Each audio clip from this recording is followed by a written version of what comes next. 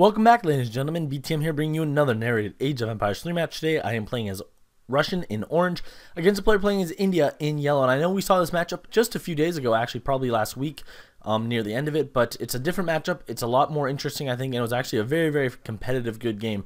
Now, the player was only ranked as a sergeant, which normally you'd think, well, he's a sergeant, maybe he's a little bit lower.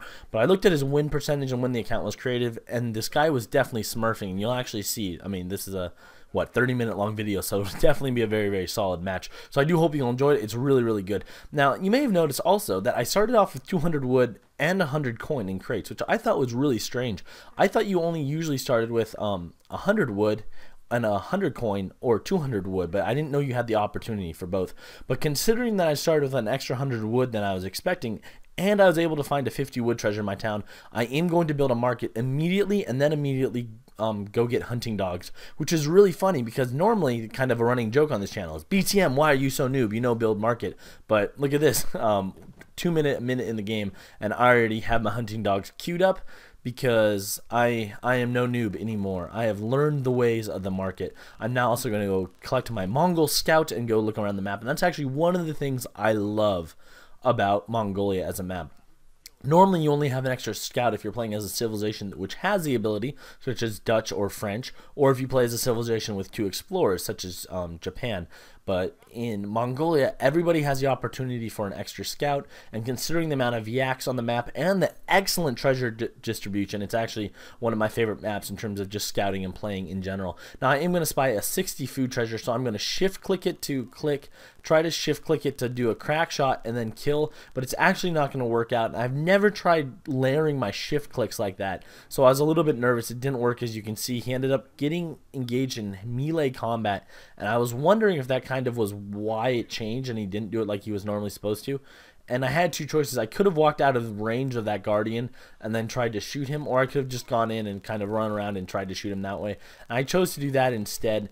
Mainly just because I didn't want the Indian player to get 60 food, because remember, India's settlers of course cost wood, and so any food they get goes immediately towards aging up. So I was really like, you know what, let's not let that happen. And then I'm going to just send my explorer to kind of back around and explore the front of the map, whereas I've normally been going up and over. So I'm going to kind of explore what's near me, really trying to lock down my second hunt, as I kind of felt like I was already eating most of my hunts. Yeah, don't need any more market upgrades, but I have a market. What do you know? And I'm going to get some more yaks. Yaks actually are really awesome. If I can talk about yakking for an awesome. Actually, there's this app, and it's bunny trail here. There's this app called Yik Yak, which is amazing. And what you do is you basically post stuff anonymously. So people end up being really mean, but also really, really funny on it. So now whenever I think of yaks, I think of the app Yik Yak. But all that to say, I'm not going to Yik Yak here. I'm instead going to age up with 13 or 14 villagers, of course, expecting fast pressure from India. If you're not an Indian who does fast pressure, then do you really play Age of Empires 3? I don't know. But I am going to end up just trying to get to the next age quicker rather than later. Of course, expecting some kind of really, really soon rush. And I am going to zoom in there so I can see how much food is left on the animal. And considering the amount that's on that animal, I am going to just let them finish eating it before I end up sending them to wood. Now, I do end up buying the gang saw upgrade immediately, which again, a little bit strange for me to buy my market upgrades early, but I already had the market 100 wood. It wasn't hard for me to get, and there's the Agra fort being put down, so I definitely know that herd I'm going to get. I have to get that locked down as soon as possible. And that little grove of trees actually isn't where I'm going to be collecting wood from now on. Of course, obviously, there's going to be pressure coming from that side, so I'm actually going to probably have to start shifting my villagers towards the back of my town. Now, I, of course, at this point only have 14 villagers, but I do have 2 first age market upgrades. I am just going to take a crack shot off one of those guardians and walk away just for the experience. I'm not going to send a shipment yet until I do hit the colonial age, but then I probably will end up sending 13 sterlets. Again, just preparing for some pressure, probably some Sepoys, also preparing for his 4 Sowar shipment, which, you know, is really a standard card, strong for raiding, and against a Russian player, it's also really strong considering what they normally do. Now, I do spy that coin treasure up at the top of the map, so I'm going to start sending my explorer there. He's done his job. There's not a ton more I feel like I need to uncover, and if I do want to go to the trading post, which is stretched across the top of the map, I will need to go there. Now, I'm a little bit late to build my blockhouse, which is a little bit of a new mistake, so I am going to start to put 4 villagers on it so I can build it faster rather than slower, and I am going to send 13 sterlets straight away, although I did hesitate just ever so slightly in the game. I didn't know whether I wanted 13 Strelets or 5 Cossacks. I do, of course, decide to go with the 13 Strelets. I'm going to build 2 more houses to make sure I don't population myself, although I will still be very close to it. And I am, of course, trying to push that herd into my town for safety reasons. Blockhouse gets up, which is good. And it's actually, I kind of like my blockhouse position there. It's by the mine, which is awesome for me. It'll be able to protect the mine, but it's also behind that grove of trees, which will make some pathing issues for enemies if they do try to come in through there. And I'm going to grab the treasure, of course. And at this point, kind of the mid game, this is where things got to get interesting. I'm obviously going to be expecting pressure any second now. The India player should have 10, 15 Sepoys coming in, and I do have a few villagers gathering food out in the front of my base, and that's not really the smartest place to have them. Now here I make an interesting choice. I have the choice to get more Strelets or get villagers, and I'm going to end up, I believe, queuing up villagers because I already had a batch of Strelets coming. Okay, I didn't remember what I did, to be honest, and I even just played this game earlier today. But my thought is here, he hasn't put pressure on me yet, but I felt like I'll be able to handle it when it does come. So in comes the pressure, of course, a bunch of Sepoys, 10, 11 Sepoys coming in. I have 23 Strelets. I'm not necessarily worried, even though Strelets are really worried. Bad, but look at the madness. They can't path through their lives. He manages to kill 1 Strelet down, and oh my goodness, that patch of trees actually is being a little bit more of a nuisance for me rather than a benefit. Now, I would like to take this moment, though, to mention I did pick an option in the option menu from the main menu of the game to make it so that when I drag click my units, it will only select military units if the military units are there. Somebody asked that in the comment section of the last video and seemed not to be mean, but a little bit annoyed that I didn't just straight up tell them. But that's why it's like that. So now this is actually kind of interesting. I see his army marching in, so I'm like, you know what? I have a batch of 10 Strelets about to pop. What we'll do is we'll send some Strelets in from the front, and then we'll flank him from the back as well. So I go to do that, but it accidentally ends up being bad for me because then in comes a four Sowar shipment, and they are, of course, just going to start eating through Strelets because Strelets are not strong at all. They're very, very weak, and my villager production actually right now is not doing that well. I'm having to put all my resources into making Strelets, and instead his Sowars are actually doing a surprisingly effective job at just decimating them. 2 more Strelet kills. I only have a few left. I'm having to hide most of my villagers in my town center. They're accidentally going and fighting, or accidentally going and hunting and being killed, which is something I definitely don't want. I'm trying to hide them in there, but I'm down to 15 villagers. I'm really under a lot of pressure here. Granted, I don't know. There's not much I can do at this situation. However, I did get enough wood to build some trading posts, so I'm going to put up 3 trading posts immediately. And I'm just going to ship 700 more wood. And I did have another batch of Strelets pop out. Fortunately, he only has 1 Sowar left, so it's not the end of the world. But I only have 10 villagers. Oh my goodness. Look at this. 6 minutes in the game, and I'm down to 10 villagers. Make that 9 villagers. He's killing my villagers left and right. I do have some Strelets, but I really have no accessible defendable herds left. But I did get a batch of musketeers out on the field, so 10 Strelets, 5 musketeers, and 9 villagers. I am in a world of hurt. The only thing I have going for me right now is I am going to start building on those trading posts, which I'm starting to do immediately. I do have 600 wood arriving, having sent most of my military shipments. But then again, India has a very all-in rush, and this is something I'd encourage you guys to do when playing. Don't be afraid to use defensive buildings in defensive manners. They can be surprisingly effective. You lose a surprising amount of units by attacking under friendly offensive fire from buildings, and that's actually what is going to end up really starting to hurt India in this situation. I think was he definitely had a major advantage, but he didn't have enough material to kind of take it home just yet. Now at this point I did realize, hell, we're eating off of bushes when we do still have some decaying animals, so we need to make sure we eat those animals before we eat other things. And I am actually just going to right away, instantaneously, I am going to go click up and upgrade the trading route. And it wasn't really planned, to be honest. It was more one of those situations where it's like, I don't really have any other economic options, but I can do this. And I mean, why would I have 700 wood in my deck if I'm not going to use it when an opportunity arises? Now, here's the reality is, if he hadn't put a ton of pressure on me, I probably would have built, you know, another blockhouse, a stable, and some other buildings. But considering the amount of pressure I was on, I really felt an onus on myself to really get that trade route up and established, to get it upgraded, and then to start using it to support my very, very bad economy. I only have 12 villagers at this point in the game. He has way more, and I don't have any access to herds.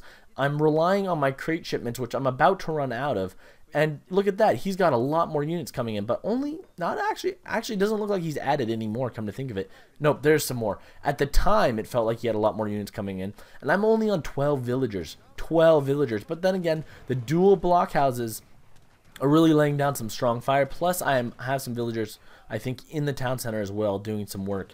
So all around, not bad. But again, on 12 villagers at this point in the game, I'm in a huge bad way, and he's just picking off my Strelets one at a time with impunity. And I am going to have to go hide my villagers into the town center to protect them. He's going to get another villager kill. I'm down to 14 when I should be at 15.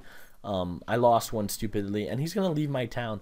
But again, I do feel like he definitely took a lot more damage than he needed to there, but I have nothing, literally nothing. I am going to end up sending 5 Cossacks for defensive purposes, but nothing except some wood, leftover wood for my shipments, and I'm going to start sending my trade route to food for each of them, because I have no food. I only have 14 villagers. What else am I supposed to do in this situation? It's desperation time. No resources. I'm sitting literally right outside my town center with no options. And he's going to start burning down a house, which is actually really smart. Trying to pop your opponent's a really good play to do. So it was actually really wise of him. But he does realize I'm starting to get a little bit of a Strelet mass up and on the field. But not much else popping, and I am going to actually put my 4th trading post down onto gold, and that's because I want to start making some Strelets.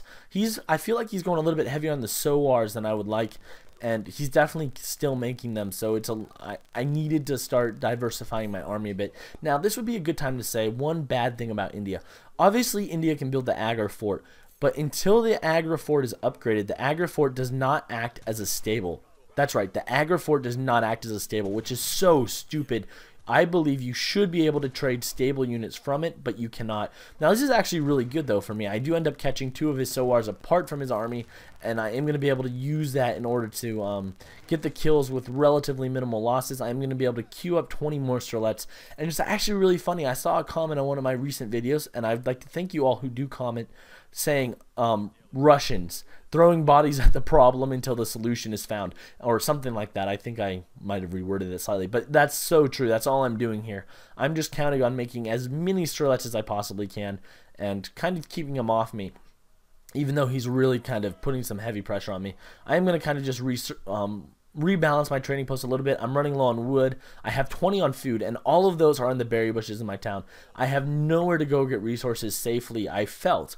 I mean, most of the map obviously is still open, but considering how few villagers I had, it was almost just a little bit of a paranoia thing in terms of I didn't want to let my villagers go die. I am going to end up sending 7 to go walk, but another problem with walking across the map to go get resources is that you have to go walk across the map to get resources. Now, I was thinking there about trying to flank him or do something cute, but he's just going to send in more pressure, and this actually to me was a little bit interesting. I don't think a wave style of attack is necessarily the smartest way to carry yourself in terms of military engagements. Unfortunately, I am going to get caught by more Sowars, and I don't have any musketeers still alive in that army, and I was not making military units at this point, and I'm not sure why. I really should be. I was trying to micro my units, but I'm really bad at micro. I am going to end up here making some more musketeers, but I really got to get my micro game stepped up, and again, I'm going to lose an exorbitant amount of units just because of his Sowars. And I guess I wasn't making more musketeers. I thought I had already at this point in the game really thought, okay, let's go heavy on the musketeers, but I guess I hadn't. I am up to 23 villagers at least, so that's kind of a plus, but then again, he's raping my villagers in my town. I have 10 or 11 idle, nothing to do, and a huge amount of trouble. The only good thing for me is I did have a batch of musketeers pop out on those Sowars, and they are going to die fighting under my blockhouses, so I'm not completely gone, but again, I'm just in a really bad way. My economy growth is only at this point held up by my trading post, which I didn't even mean to go grab. It was one of those things where it's like I needed to, you know, it was a desperation move, and it's paid off so far. I'm going to end up putting them all back on food, though, considering I have a major surplus of wood and coin, but I can't really use it militarily yet. So I am trying to send Cossacks around the top of the map just to look to see if there's anywhere I can raid, and he surprisingly isn't hunting on things, which led me to think he was on rice paddies in his base, which is a really bad move. I mean, from my perspective, not to, you know, sound really sad, but it makes sense why I'm in berry bushes. I've been really in trouble, and I can't afford to lose any more villagers. But from his perspective, especially considering he's been the aggressor, I would expect him to be hunting in a big way all over the map, up and down it. That to me seems like the only smart and logical choice. I am at this point, though, now making a lot more musketeers. My trading posts are really helping me. I am going to buy the next market upgrade. Look at that, guys. I'm learning how to play the game, but either way, it's pretty exciting for me as I am starting to kind of make headway, and that was kind of my thought this whole game. It's like, he may be killing me militarily, but I felt like I was managing my economy a lot better than he was, and I felt like I was doing really well. So I am at this point running out of cards to send. I am going to send the Furrier shipment, I believe. I'm not sure what shipment I just sent. Spice trade shipment. That's the shipment I sent. I'm going to send the spice trade. I'm going to send my army to go do a little bit of exploratory work. Considering that, hey, you know, I'm actually pretty safe. It'll be okay. And I am starting to actually make units based off of the resources I actually have, not the resources I'm getting from my trading post. I mean, I have them either way, but I mean, I'm actually starting to have a villager-based economy rather than a trading post-based economy. So I am actually doing pretty well. I'm going to kill 1 villager, 2 villagers, 3 villagers, perhaps 4 villagers. Can I get a 4th? Yes, I can. No, I cannot. But either way, managing to get 4 villager kills, which again, at this point in the game, having been in a world of trouble, is really good, and I almost take a Sowar down with a volley of musketeer shots, and he is going to end up trapping my army here, so I'm just going to go for it and fight it off. And part of the reason why I wasn't afraid to lose it is because I'm like, well, I can always make more units. Sometimes India can't. India's units are really expensive. Forward trading post, my economy is stronger than ever. Doesn't mean I should be wasting units because obviously that'll cost me the game. But it did mean that I felt okay with this engagement, especially since I thought I might have a slight numerical advantage. I definitely knew that I was putting less cost of material on the field, if that makes sense.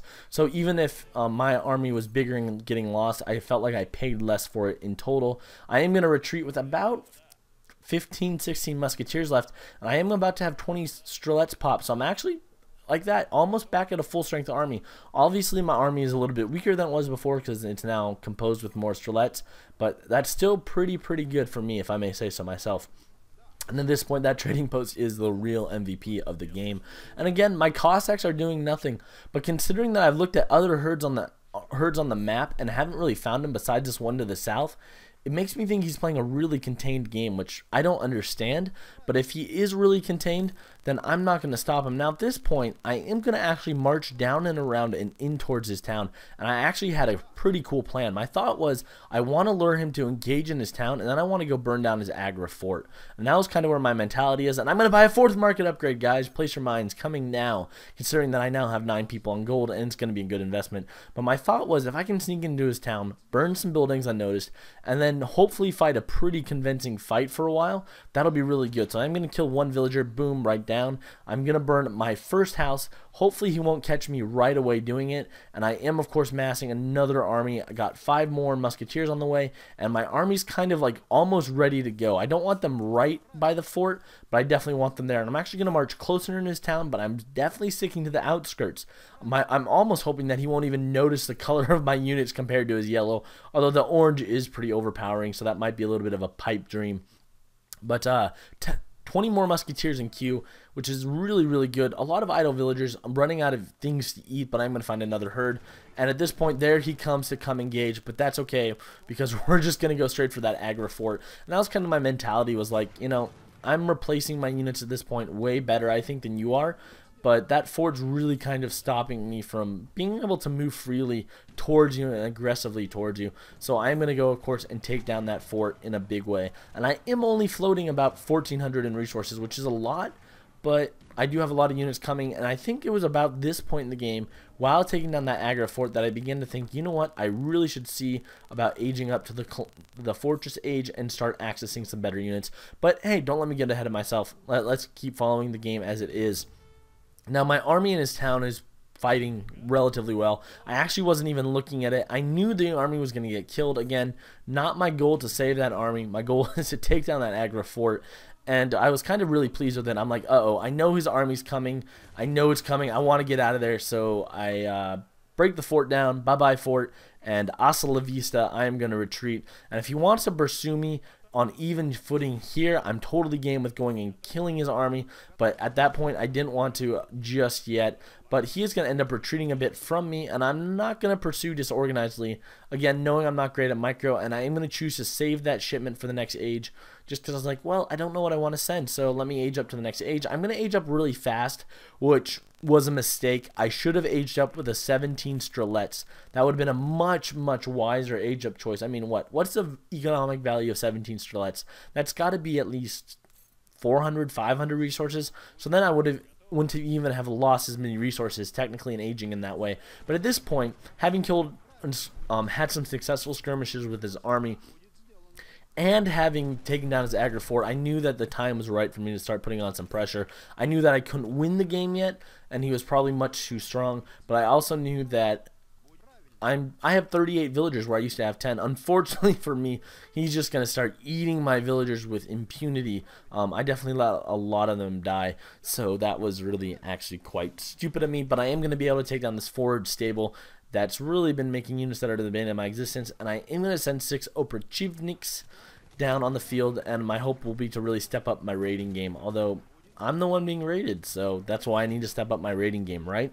Either way, this skirmish actually looks like one I can win just based off of sheer numbers, plus I definitely can get more units out there coming soon, and I am going to queue up a batch of Strelets, I believe. Yes, I am. And then I think I'm actually going to buy the upgrades very shortly. After this batch is when I think, you know what? I have the resources. Why am I not upgrading my units? In fact, there I go right now. Veteran Strelets, and soon I will also buy Veteran Musketeers. Indian units are actually really strong, really powerful. So it was very important for me, now that I was an age ahead, to directly translate that advantage into a superior unit advantage. If I went to the next age and didn't have superior units, that would really kind of be, I hate to say a shame, but it really would be a shame. It'd be a waste of aging. Beyond having better home city cards, I also really should have, you know, I did. I needed to make my units fight a little bit better, because Russia's, you know, mass cheap units. India's expensive less units. So I needed to play the game and try to win. I'm going to start sending villagers back to the exact same hunt. I don't want them to die, I believe. And I am going to have very soon Veteran Strelets and Veteran Musketeers. I am actually going to catch some of his Sowars with my Oprachnik's, and I'm going to wait for my 2 cannons, or I might actually push out without them. We'll see soon, won't we indeed? And he starts engaging me, not realizing that the bulk of my army is nearby, so I am going to successfully be able to kill both of those. I'm going to send my Oprachivniks to areas I think that he's likely to start raiding. But again, I'm not seeing much from him outside of his base, which leads me to believe that he's on rice paddies in his base, which he may be, but I don't see as very smart. I am going to start burning down this barracks, and this was a little bit of an interesting choice by me, if I may say so. I totally could have pushed in a little bit more and ignored the barracks, but I kind of almost had a containment strategy where I expected him to play better than me, so I didn't want to. I don't know. I didn't want to overexpose myself. I didn't want to march in and lose anything, and I ended up actually pulling my army back, fully expecting my cannons to arrive, and I don't want to lose my cannons stupidly. I need them in order to destroy buildings effectively and do well. So I wanted to make sure, you know, I wasn't vulnerable to any Sowars running around, and I am going to keep a pretty decent sized contingent of men actually backed by my cannons. So if he decides, hey, I'm going to go get those cannons, well, there'll be a nice surprise for him there. Again, I'm not great with the micro of the units, which is something I need to improve on, but I'm not necessarily 100% stupid either. Maybe 97% stupid on Wednesdays, but it's not a Wednesday, so I'm actually only 94% stupid. I am actually going to get a little bit of a rating going with my units that are up there. They do end up catching him trying to go to a herd, which is good. So again, I don't know if he was on I don't know if he was on rice paddies already, but it's very likely. Sorry for that little hesitation there. I mean, it's really hard sometimes to narrate effectively a whole video, but I am going to kill maybe 8 or 9 more villagers, and that's actually really good for me. Granted, at this point I have 33 villagers, 16 of them idle, so maybe I'm not doing as hot as I would think I am, but I'm going to pull out my pretty good size cavalry contingent there. I'm going to keep trying to make more villagers. I'm going to try to get my idle villagers doing things, but there's not a lot to put them on, to be honest. I was kind of like disappointed, I would say, And there are my cannons, a little bit out of position relative to the rest of my army, which, you know, not good. But I do manage to get everything almost in place. There was a little bit of a lag spike there, but I am going to actually manage to focus the cannons down on that massive infantry. I managed to get my massive infantry focusing down on his cavalry. I managed to get my strelets not being killed by the sowars. So even if I don't win this, I managed to get my units fairly relatively effectively positioned. And look at those cannons blasting away at those units. The musketeers are doing a great job tearing away at those sowars. Perhaps not as effective as they could be. Of course, my cannons are going to be destroyed by the massive infantry focusing them down. But it was not as bad as it could have been, I don't think, either. I mean, I could have lost the cannons straight out. And if the cannons hadn't killed a significant contingent of those infantry, then I would have been in a worse position. But again, I really can't get the death blow, and I felt like that was kind of the moral of this game. If this game had a moral, was like, I wanted to go finish him off, but I couldn't quite yet. He wanted to go finish me off, but I couldn't quite yet. I am going to finally put up a mill, and this is actually, I think, the benefit of casting games that I play myself relative to other people on YouTube, is that I knew this entire game I was freaking out about having 0 people on food. I had no solid food sources, really any left for me to eat on the map.